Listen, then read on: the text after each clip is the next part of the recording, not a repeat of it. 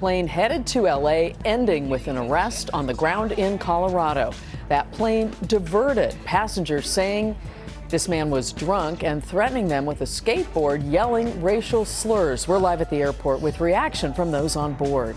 And it's back to school in just a few hours at the nation's second largest school district. What school leaders are doing to help keep parents and students safe from potential immigration raids. NBC4 News at 11 starts with breaking news. And that breaking news, a fiery end to a pursuit through the heart of LA. Deputies say an innocent driver was caught in that crash. Good evening, everyone. I'm Carolyn Johnson. The LA Sheriff's Department says the pursuit started in Whittier and ended in flames in the Rancho Park area of West LA. That's where NBC4's Robert Kovacic is with what we know tonight. Robert. Right here at the entrance to the 10, Carolyn, at National and Overland. And once again, this is the result of a pursuit when innocent people get put into the way. What you are looking here is just now they have finished cleaning up the last of the cars being removed. But let us show you the immediate results so you can see just how bad this was. This is just one of the cars involved in this collision with a stolen vehicle that burst into flames here on the overpass in the Rancho Park, West LA area. As you mentioned, this is a stolen vehicle pursuit. LA Sheriff's deputies started following it in East LA, through downtown LA, and then eventually it got on the 10 and came up here, and that's when this collision started. At least 3 vehicles involved with that stolen car, believed to be a stolen Lexus. At least 5 people injured, taken to the hospital, including 2 of the people that were involved in that stolen vehicle. And as you come back here live, Carolyn, it is important to point out this evening that during this pursuit, it did get to be so dangerous that we understand the Los Angeles Sheriff's deputies that were following in patrol cars actually pulled off and let an airship surveil the pursuit, and they were flying overhead when this collision took place. Live tonight in Rancho Park, I'm Robert Kovacic. Carolyn, that's the latest from here. Robert, thank you for that. The LA Unified School District is preparing to keep students and their families safe regardless of their immigration status as school starts tomorrow. The superintendent says they're equipping staff with the tools to defend students from immigration operations. NBC4's Tracy Leong live in Van Nuys, now outside Mulholland Middle School. Tracy, with more on the plan to welcome students back with safety in mind.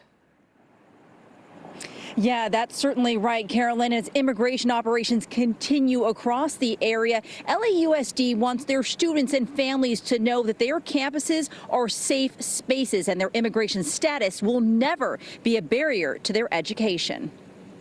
As more than 500,000 students prepare for the first day of school, Los Angeles Unified is stepping up their efforts to protect students and families, ensuring their campuses are sanctuaries for learning and not arenas for fear. I do not find it acceptable as a father that a 3-year-old, a 4-year-old, a 5 or 6-year-old, or a 15-year-old would have to witness as they walk to school or as they are taken to school images of individuals with masks and uniforms, with long guns in hand. LAUSD Superintendent Alberto Cavallo, along with local community leaders on Monday, promising to provide a safe passage to campus, creating emergency plans in case of possible immigration raids on or near their campuses, and having teacher patrols before and after school across the district. We're going to treat a situation where if there are masked gunmen who enter or are trying to enter our schools, we're going to treat it the same as a mass shooter scenario, because the kids, the parents, the teachers, everyone would be at risk.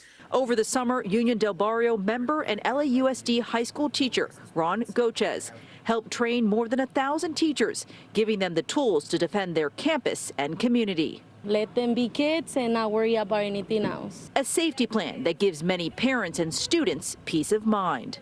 I don't want him worrying about anything around, and just for him to feel safe. I've seen videos of like families getting torn apart and stuff.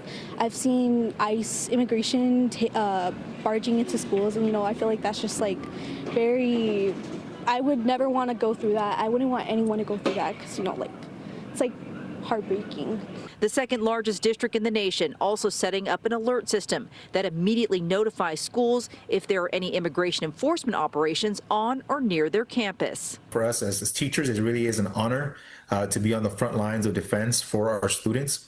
We think teachers have a long history of participating in social justice movements, and this is our time in history to do whatever we can to protect our kids during this historically terrible time. LAUSD has also set up additional resources, including virtual learning for those students who choose not to come to campus, as well as mental health and counseling support.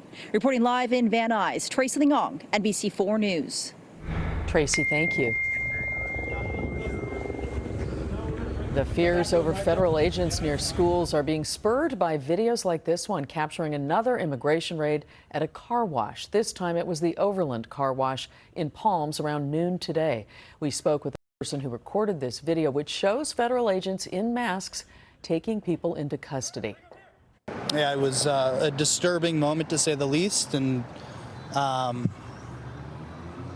yeah, I was kind of left speechless in that moment. They had to shut down the shop, from what I understand afterwards, because, you know, half their employees were taken. Speechless. I mean, it's disgusting. We understand 4 people were reportedly detained in this raid. ICE has not commented on the details of this operation.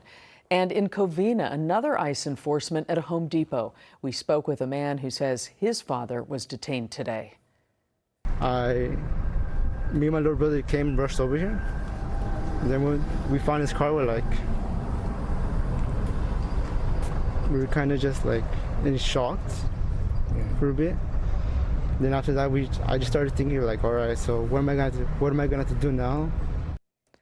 This all happened at the Home Depot on West Badillo Street. Armando said his sister told the family their father had been detained, and when he and his brother arrived, they just found their father's truck left behind. The family believes if their father is deported back to Mexico, he will then be able to contact them.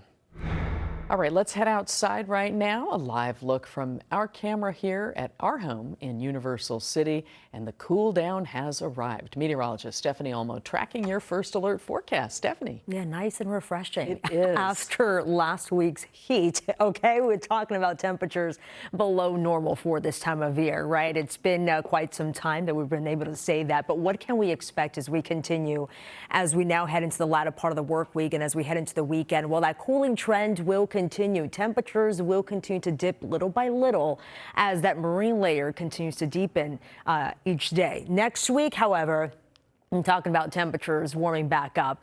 This is the scenario we have going on. So we have a trough of low pressure that's moving into the Pacific Northwest. This is bringing here that onshore flow that continues to increase. And therefore, that's why we're talking about a cooling trend, at least for right now. We have that marine layer getting a little bit deeper as we head into each morning, bringing morning clouds and fog, and then breaking for some sun. Temperatures will be nice and comfortable across the region. All right, tomorrow's the first day of school for LAUSD. The San Fernando Valley, the ride to school, temperatures are expected to be in the upper 60s, so may need a little jacket with you. We can expect some clouds and fog to start up the day. And then by the ride home, mostly sunny skies. Temperatures will be nice and warm at 82 degrees. Stay tuned. We'll talk more about the temperatures and also how things are heating up next week. More on that in just a bit. For now, back to you, Carolyn. All right, we'll see you shortly, Steph. New at 11, a man accused of throwing a sandwich at a federal agent in Washington, D.C. has now been charged with felony assault. These are pictures of that incident, which happened Sunday night. The red circle highlights the sub-style sandwich Sean Dunn is accused of throwing at a Border Patrol agent. According to a criminal complaint, Dunn is also alleged to have shouted obscenities at the agents. If he's convicted, he faces up to 1 year in prison. Happening tomorrow, Governor Gavin Newsom and other state leaders will announce their response to President Trump's gerrymandering attempts. Tonight, Newsom sent several all-cap social media posts mocking the president ahead of tomorrow's announcement, saying in part, tomorrow history will be made. People are saying they are the greatest maps ever created. Texas Republicans, with the president's encouragement, plan to redraw their district lines to give them a chance to pick up 5 more seats in the House. And since then, Governor Newsom has promised if that happens, California will draw up a retaliatory map. We have much more tonight at 11, including one woman's journey from the palace